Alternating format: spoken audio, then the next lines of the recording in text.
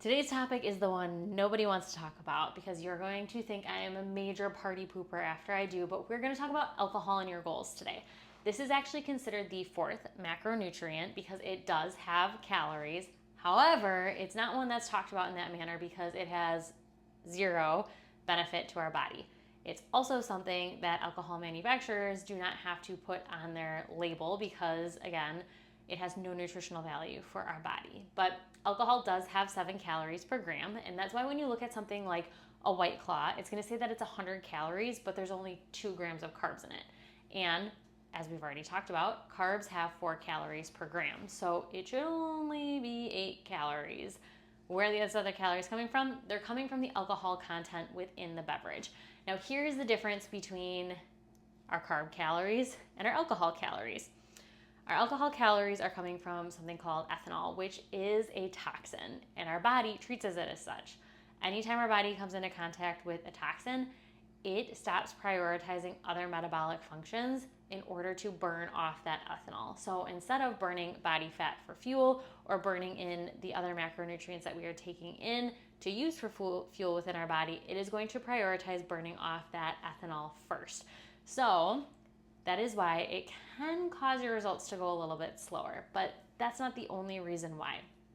Having 1 or 2 drinks on occasion, not a big deal. But when we do things like we have 4 or 5, maybe a couple more every single weekend, well, that can be a bigger problem, and it takes a lot longer for our body to flush all of that out of our system. And again, makes results way slower and a lot harder.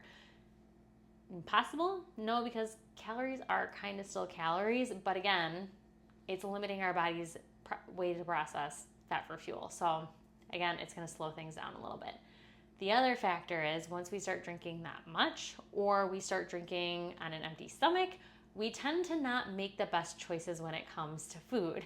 So we do end up eating in an excess, which topped with not being able to process as well, now we are in a calorie surplus, which again, if this happens from time to time, we are all entitled to a fun night out every now and again, not a big deal. If it's happening every weekend, you're not going to see results, period, end of story. Along with that, here's the last thing.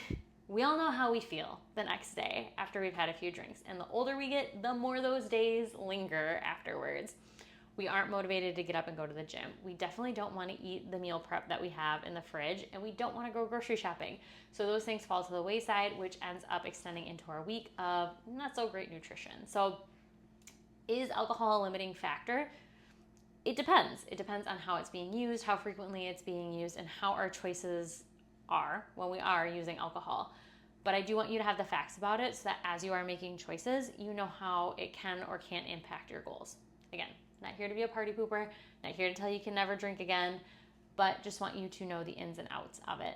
And if it's something that you want more information on and you want more science behind it, I have a lot of really great podcasts for you on the topic itself.